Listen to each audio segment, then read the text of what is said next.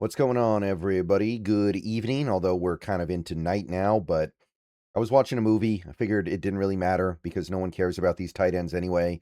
We're down into the seventh round now, and even if we weren't down into the seventh round, Seahawks fans are not thinking about tight ends right now. So we're going to go lightning round here, starting with Tanner. I have no idea, and I actually did look it up to try to figure this out. Koziol. Tanner Koziol. I don't know, but Houston Cougars 22. So this guy has actually been very productive. He's got over 1,550 yards over the last two seasons. He's got, what, 170 catches almost. He's got height. He's okay athlete, pretty decent.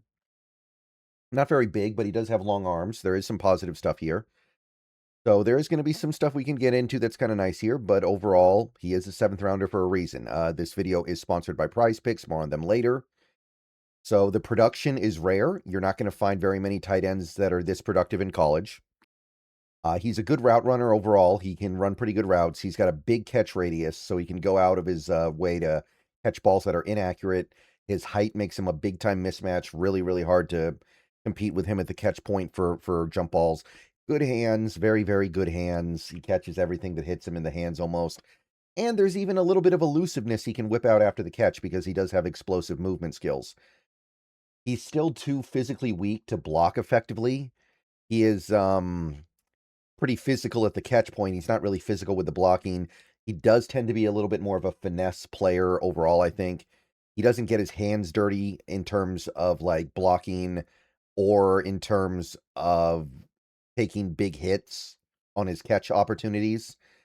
And he doesn't break off his routes rapidly enough. So the athletic prowess is nice. The catch radius is good, but he's kind of just a soft, glorified receiver. So we're talking early sixth round, use him in the red zone, and you're going to maybe get something kind of decent here, but not a lot. It's very situational.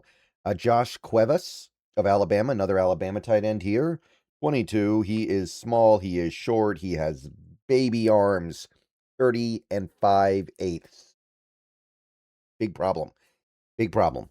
So, good speed. He got a little bit of explosiveness, but overall not really a good enough athlete given how small he is, right? You need to be better than this if you're going to be 245 and 6'3 at tight end. Big boards, some do really like him. In fact, the big boards that I use all had him pretty high, which is weird, but the aggregate has him down in the seventh. He's coming off a year with 400 yards, which is no joke. Remember, he's far from the top option in that Alabama offense, but not a super prolific career. So let's talk about Cuevas a little bit more. He has successfully played in line and in the backfield at the college level, so this is not just a pure slot. This is a guy who can play on the line. He can play in the backfield. He can do fullback stuff. In theory, I don't know if it's going to translate to the NFL at all. Good ball skills. He's got good hands. He can complete the catches that are given, that he gets an opportunity to get. Runs pretty good routes, and he's got some top line speed. This speed is going to be a mismatch for a lot of guys he goes up against, linebackers and safeties. But he's not strong enough to be a good blocker. He doesn't have the muscle. The short arms are a big issue. No yak abilities. He's a possession receiver purely. He's too small to be a true tight end realistically, and he has a tiny catch radius. You better throw him an accurate ball or he's not going to catch it a lot. Do you like sports? If you do, then the best way to make them even better and more exciting is using Prize Picks, where it always feels good to be right. Prize Picks makes daily fantasy simple. Just pick more or less on your favorite players' projections and build lineups with a few taps. Whatever sport you're into, Prize Picks gives you a fun way to stay locked in while you're watching. I've had a great time using Prize Picks so far. It makes this daily fantasy thing so easy and fun, and it even makes watching the games way more exciting. And with the cool social feeds feature, you can share lineups with your friends and even follow partners to tail or fade their picks. Obviously, we're in the NFL offseason right now, but we've got basketball, baseball, hockey, all kinds of other stuff, so don't be afraid to test things out in whatever sport clicks with you. You can even pick multiple sports in the same lineup and sweat everything at once. And don't forget about team picks, where you can pick winners, spreads, and totals on any major game. So, download Prize Picks, America's #1 sports app. And don't forget, code HMA, that is HMA, gives you $50 in lineups after you play your first $5 lineup. Prize picks. It's good to be right. And remember, always gamble responsibly. So, forgettable. There's not much to say. I like his routes. That's about it. But I just see a 7th rounder here. Not enough going on for me to go higher than that. Maybe not even. Matthew Hibner of SMU, the Mustangs, couldn't find his age. Decent size, 251. That's okay. Arm length below average, but still okay. He's very fast. Right away, you're like, oh, 4.57, tight end. Yeah, okay. So now you've at least got something to cling on to that is like, this is better than typical. 2 of the big boards I use have him undrafted. 2 actually like him quite a bit. Walter loves him for some reason. Aggregate puts him in the 7th. Production over the last 2 years been about 800 yards. Talking about, 55 catches. So productive, explosive, putting up nice numbers, producing. He's willing to block, willing to stick his nose in there and do what he needs to do in order to block. He wins in tight coverage. He can make tough catches in situations where he's covered. He can get physical at the catch point. He's got the top speed that allows him to peel away from the defense, and he's already proven to be good on special teams, which is really nice. Even if he doesn't make it offensively, you're going to get something out of him.